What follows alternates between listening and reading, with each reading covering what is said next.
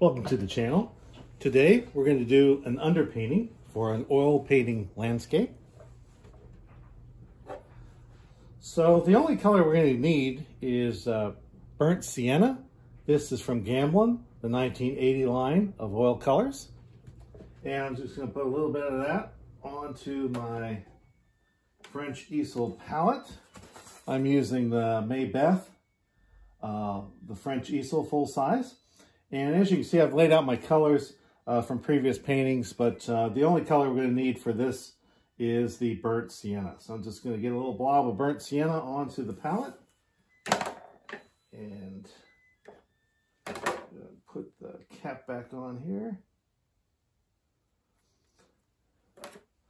The other things we're going to need, I've got my can of Gambasol, and so I'm just going to use a little bit of Gambasol plus the burnt sienna to make an underpainting on my surface. This is an 11 by 14 U.S. Art Supply Liberty Series panel, and I've got that on my Maybeth French easel. All right, I'm just going to dip my number 8 flat brush into the Gambasol, and I've already been painting some underpainting panels, and so my brush already has some of that color in it. I'm going to just add a little touch of it to the panel. You'll notice it should be kind of a liquidy consistency. Basically, what we are doing is we're going to stain this canvas. So I'm just going to take the 8, and all I'm going to do is get this pigment onto the canvas. Now, why would you want an underpainting? An underpainting, for one thing, if you are painting outdoors in plein air, you want an underpainting so that way the sunlight will not reflect so badly off of your panel. This can be a real problem, and sometimes just the fact that you're dealing with a white canvas in front of you can be very daunting. Some artists will do the underpainting right before they paint as a kind of way to get ready to paint. You're exercising some muscles, you're getting used to holding the brush out. Notice that you hold the brush by the end, not up here like a pencil. You're wanting it like this, so that you're doing your motions and your strokes should be more in your shoulder and your forearm. And so stay away from the canvas and then make your strokes. And that's kind of a practice for when you're going to be actually painting. You're going to be doing it mostly at a distance. Now, why burnt sienna? Why would you use burnt sienna as the underpainting? Burnt sienna is a reddish brown. And for those of us that are landscape painters that enjoy painting outdoors or even in the studio for landscapes, this is a great color to have underneath because a lot of what we're painting is going to be a lot of different greens. And so with a reddish brown as your underpainting and allowing a little bit of this to show through to the actual painting can be very beneficial. Too much green doesn't allow your eyes to focus as well. Red and green, of course, are wonderful complements, and so they're going to work well together. Green on top of the brown.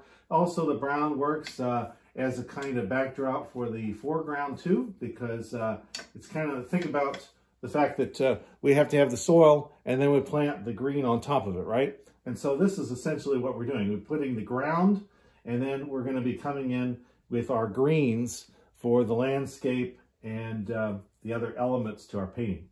Now, once you have this done, now, like I said, some painters will take this out to the field and do all of this outdoors right before they start their painting. I would recommend, because this is Gambasol that we're using to help to liquefy that paint and to cover the whole surface, I would let this whole thing dry first. And so I would do this maybe a few days ahead of time, or whenever you want to do a lot of these together. Take a whole packet of your panels and do the underpainting And that way that can dry in your studio area for a number of days before you take this outside. That way, all the Gamsol by that time is going to evaporate, of course, and all you'll be left with is some pigment on the panel. And sometimes if it's a very warm day, I'm sure that the Gamsol, it does dry rather quickly outdoors, but I would just prefer to make sure that we don't have any mineral spirits underneath the thicker layers of paint, because over time I wonder if that might cause some of the layers that we're sticking over top of this to flake off or to come off in some way. Now I'm sure that that's affected by the fact that we're painting alla prima, which means we're painting all at once. When I paint, I don't go in and do one layer and then over top of it another layer. Most of the time, I am just painting everything in one sitting. So I like to prepare these ahead of time with the underpainting.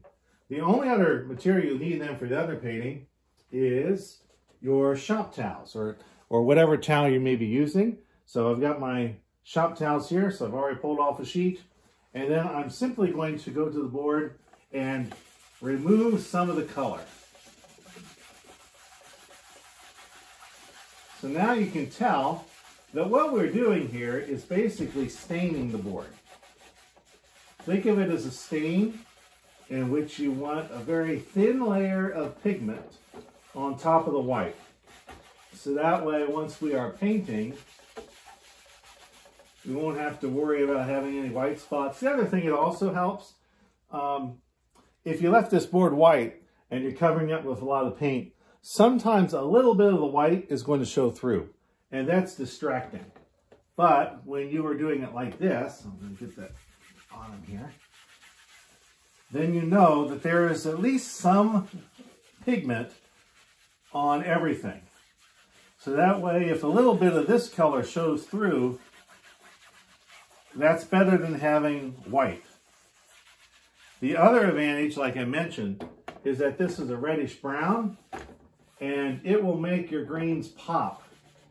And so having a little bit of this red underneath it will be very helpful. Now, you can do underpaintings in other colors. Sometimes I will do an underpainting in yellow ochre. Sometimes I will do it in a little bit darker brown, sometimes like a burnt umber, if it's going to be a nocturne or something of that nature. You will want to experiment with your underpaintings. Maybe you want a bolder red. I've seen folks that will take cad red light even, or cad red medium, and do an underpainting with a bolder red underneath their painting, so that they can have so they can take advantage of the red and green for the landscapes a little bit more, with a little bit more contrast. So you will have to experiment with different colors that you use for your underpaintings, but I would recommend that you do an underpainting for all of your panels and your canvases, whether you are painting in the studio or in plein air outdoors. And like I said, you'll want to just take a big brush. You could even use a chip brush if you want, and then quickly cover that, wipe it down with the towel, and then let this completely dry, so that way the Gamsol can work its way out into the environment, and then you'll be left with a nice surface for your painting. If you have questions, by all means, you can ask questions in the comment section below, and I'd be happy to respond. If you've got ideas for other videos that you would like to see me make, by all means, leave some of those in the comments as well. If you've liked this content and would like to continue to see these videos, give me a thumbs up and please subscribe. Thanks so much, and I will see you in the next video.